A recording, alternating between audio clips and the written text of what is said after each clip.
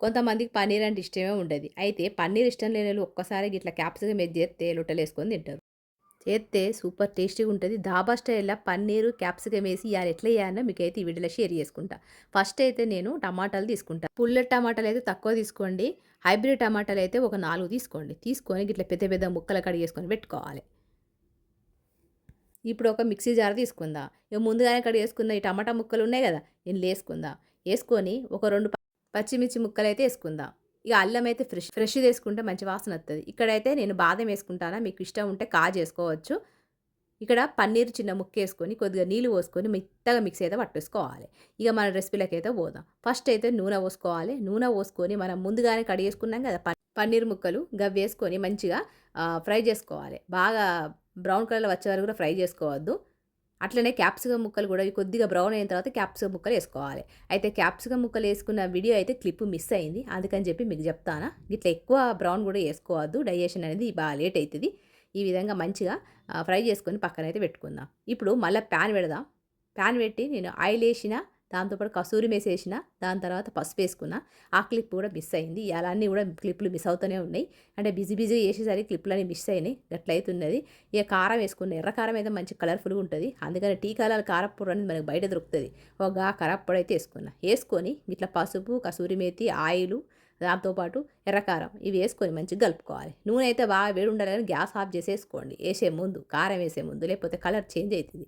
ఇక మనం ముందుగానే మంచిగా మిక్సీ పట్టుకున్నాం కదా టమాటాలు, బాదం పేస్టు అవన్నీ కలిపి మనం ఇందులో వేసుకోవాలి. వేసుకొని మంచిగా లో ఫ్లేమ్ మీద కలుపుకోవాలి. ఇట్లా కలుపుకోవాలి. ఇప్పటివరకు అయితే మనం ఉప్పు వేసుకోలేదు కాబట్టి మళ్ళీ ఉప్పు కారాలు మళ్ళీ కొద్దిగా వేసుకుందాం. నీళ్ళు పోసుకొని గిట్లా కొద్దిగా ఉడకబెట్టుకుంటానా, ఎందుకంటే మాడిపోతుందని చెప్పి. ఇక కొద్దిగా ఉడికిందో లేదో గప్పుడు నేను మళ్ళీ కొద్దిగా మిర్చి పౌడరు, కారం, ఉప్పు వేసుకుందా. ఇక్కడైతే మిర్చి పౌడర్ వేసుకున్నా, కొద్దిగా ఉప్పు వేసుకున్నా, ధనియాల పొడి 1 టేబుల్ స్పూన్, జీలకర్ర 1 టేబుల్ స్పూన్ వేసుకొని మళ్ళీ ఒకసారి కలుపుకుంటాను. కలుపుకొని ఒక 2 నుంచి 3 నిమిషాలు మూత పెట్టుకుందాం. ఇంతవరకు అయితే ఆయిల్ అయితే మీదికి రాలేదు. ఇట్లా తుక్కు అనుకుంటే ఆయిల్ మీదికి వస్తుంది. గప్పుడు మనము ఒక్కసారి ఓపెన్ చేసి చూద్దాం. చూస్తారు కదా మంచిగా ఆయిల్ అయితే మస్తు మీదికొచ్చింది. ఈ టైంలో ఒక్కొక్కసారి మళ్ళొక్కసారి కలుపుకోవాలి. గిట్లా కింద అయితే మాడిపోతుంది. మళ్ళొక్కసారి రౌండ్ కలపాలి. లేకపోతే మనకు ఏమంటారు చిల్లి మన చేతుల మీద గానీ, కాళ్ళ మీద గానీ, ముఖం మీద గానీ పడతది. అందుకే కొంచెం చూసి కలుపుకోవాలి. గిట్లా మళ్ళీ ఒక 2 నిమిషాలు మూత పెట్టిన కొద్దిగా ఆయిల్ మీదికైతే వచ్చింది. ఇప్పుడు ఏం చేయాలంటే ముందుగానే మనము క్యాప్సికమును, పన్నీర్ ఏదో మంచిగా ఫ్రై చేసుకున్నాం కదా! అదైతే ఇందులో వేసుకోవాలి. వేసుకొని మంచిగా కలుపుకోవాలి. ఇక మరి పన్నీరును, క్యాప్సికమ్ అయితే ఉడకలేదు. కాబట్టి ఈ ఉడకడం కోసం కొద్దిగా వేడి నీళ్ళు అయితే వేడి చేసుకోవాలి. అంటే నీళ్ళు వేడి చేసుకోవాలన్నట్టు. ఇట్లా ఒక్కసారి కలుపుకోవాలి. కలుపుకునే ముందు మంచి జాగ్రత్త చూసుకోండి. లేకపోతే కాళ్ళ మీద, ముఖం మీద వచ్చి పడతాయి. ఇట్లా కలుపుకోవాలి. కలుపుకున్న తర్వాత నీళ్ళైతే కొద్దిగా వేడి చేయాలి. ఆ నీళ్ళు వేడి చేసిన నీళ్ళు మాత్రం వేయాలి. చల్లటి నీళ్ళు అస్సలు వేయద్దు. ఎప్పుడు కానీ గ్రేవీ కోసం ఎప్పుడు కానీ చల్లటి నీళ్ళు వాడద్దు. వేడి నీళ్ళే వాడాలి. ఇట్లా నీళ్ళు పోసుకొని మళ్ళొక్కసారి కలుపుకోవాలి. ఇట్లా కలుపుకుంటా కూర చూస్తంటేనే కలర్‌ఫుల్‌గా కనబడతది కదా! టేస్ట్ కూడా గట్లనే ఉంటది. మనం ఏమి వేయలేదు. ఇక్కడ పెరుగు కూడా వేయలేదు. ఏమి వేయలేదు. ఒక టమాటాలు వేసినాం, బాదం వేసుకున్నాం. మీకు ఇష్టం ఉంటే కాజు కూడా వేసుకోవచ్చు. కొంచెం తీయగా ఉంటది. ఖచ్చితంగా మీకు నచ్చుతది. ఇది రోటీలు, పరాటాలు, రైసు మస్తు టేస్టీగా ఉంటది. ఇది దాబా స్టైల్ ఉంటది. ఖచ్చితంగా మీరు ట్రై చేస్తే గానీ అర్థం కాదు. ఇక మంచిగా కూర అంతా మంచిగా ఉడికిపోయి దగ్గరకొచ్చింది. ఈ టైంలో మనం ఫ్రెష్ క్రీమ్ వేసుకోవాలి. ఫ్రెష్ క్రీమ్ లేకపోతే పాల మీద మిగుడు ఉంటది కదా! అదో 2, 3 టేబుల్ స్పూన్లు వేసుకోండి. తీయగా మంచిగుంటది.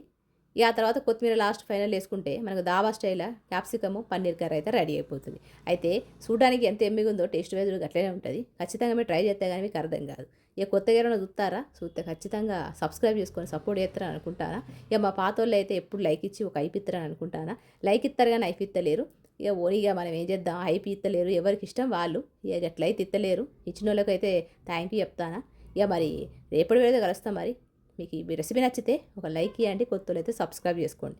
ఇవాళ అయితే రోటీ చేసిన. ఇక రోటీతో పాటు సర్వ్ చేస్తానా. ఇక ఉంటా మరి. నమస్తే. సెలవు.